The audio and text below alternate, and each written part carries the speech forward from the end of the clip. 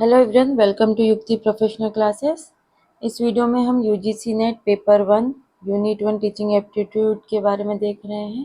Last video में हमने देखा था कि किशोरावस्था और वयस्क शिक्षार्थियों के लक्षण के बारे में, तो जिसमें हमने सबसे पहले जो उनके देखा था कि प्रारंभिक किशोरावस्था होता है जो 10 से 12 वर्ष तक की आयु के होते हैं, जिसमें जो क्या चेंजेस होते हैं, शारीरिक परिवर्तन होता है उनमें, वो स्वतंत्रता गोपनीयता की मांग करते हैं।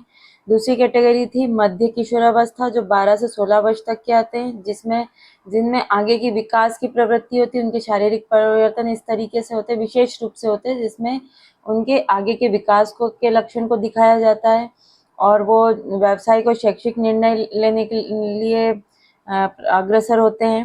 उसके बाद जो देखा था हमने, तीसरी कैटेगरी थी देर किशोरावस्था, जिसमें 16 से 19 वर्ष की आयु के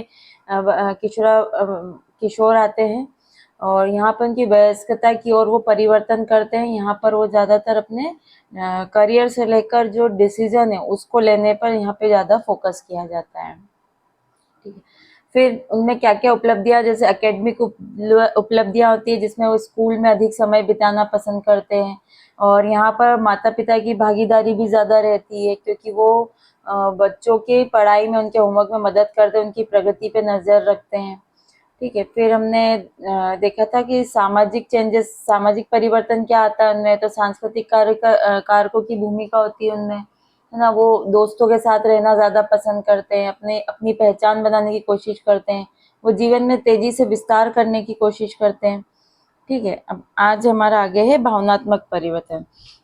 अनुसंधान से पता चलता है कि भावनाओं को वृद्धि अधिगम से अलग नहीं किया जा सकता। यदि शिक्षार्थी तनावग्रस्त या अत्यधिक चिंतित है तो वह सीख नहीं पाएगा। भूमिका श्रम किशोरावस्था के कार्य को सफलतापूर्वक पूरा न कर पाने का संकेतक है। किशोर नैतिकता की समस्याओं और अत्यधिक महत्वाकांक्षी होने का सामना करते हैं। वे स्वतंत्रता और लोकतांत्रिक जीवन का पक्ष लेते हैं।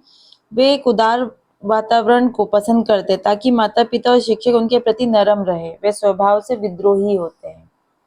तो यहाँ जो भावनात्मक परिवर्तन जो बताया है कि यहाँ पर जो भावनात्मक बुद्धि है वो लर्निंग से अलग नहीं की जा सकती है ना।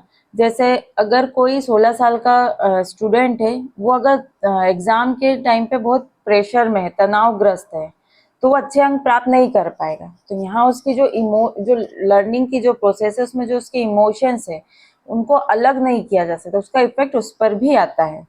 ठीक है, यहाँ पर आत्म अवधारणा की खोज पर भी ध्यान दिया जाता है। जैसे किशोर आत्म अवधारणा या आत्म पहचान की खोज करते हैं। तो 18 साल का अगर कोई युवा है, वो समझने की कोशिश कर रहा है कि वो कौन है और उसे जीवन में क्या करना है, तो यहाँ पर वो अपने आत्म अवधारणा की खोज पर भी फोकस करता है। इस चरण के दौरान संगत गठन होता है। किशोर धर्म, ईश्वर पूजा, प्रार्थना और आध्यात्मिक मूल्यों के प्रति आत्म स्वामित्व की लालसा रखते हैं। हॉल का कहना है कि इस चरण के दौरान प्रमुख शारीरिक परिवर्तन प्रमुख मनोवैज्ञानिक परिवर्तनों का कारण बनते हैं। किशोरावस्था व्यक्तित्व के निर्माण के लिए अधिक महत्वपूर्ण है।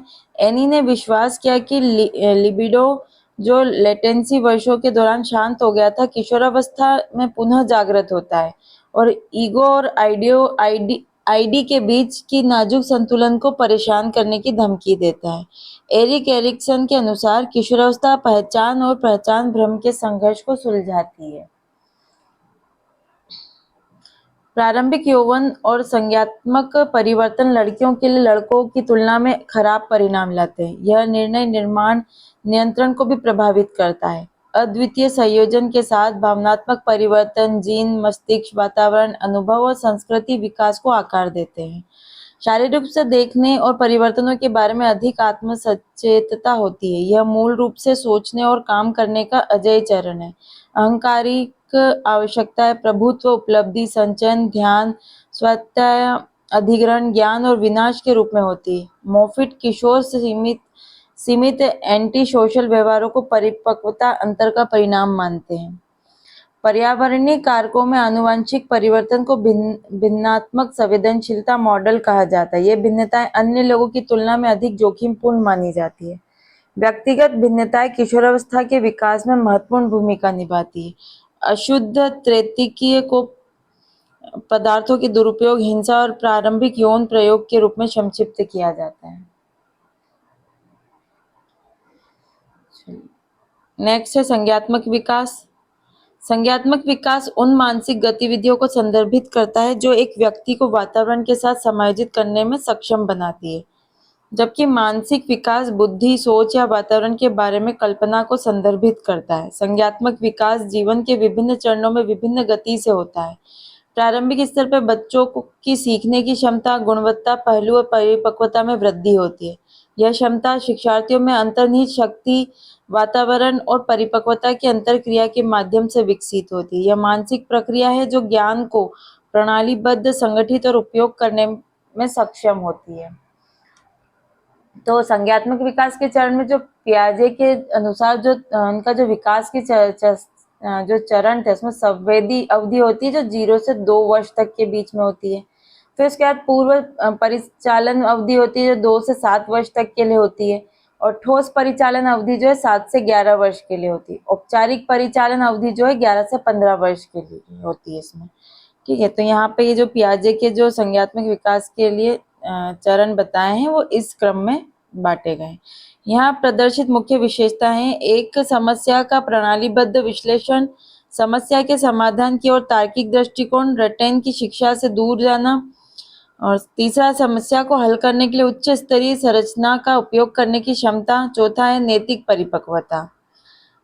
यह देखा गया है कि अनपढ़ घरों में उपयोग की जाने वाली भाषा मुख्यतः आदेशों की होती है, जबकि शिक्षित घरों में यह मुख्यतः स्पष्टीकरण की होती है। व्यक्ति पर्यावरणीय परिवर्तनों के माध्यम से संघर्ष करते हैं। अनुकूल की इस प्रक्रिया के माध्यम से संज्ञात्मक विकास होता है। इस समायोजन की प्रक्रिया का उद्देश्य व्यक्तियों के जीवन में संतुलन की स्थिति लाना है। किशोरावस्था के चरण में सामाजिक संपर्क शिक्षण में बहुत महत्वपूर्ण भूमिका निभाता है।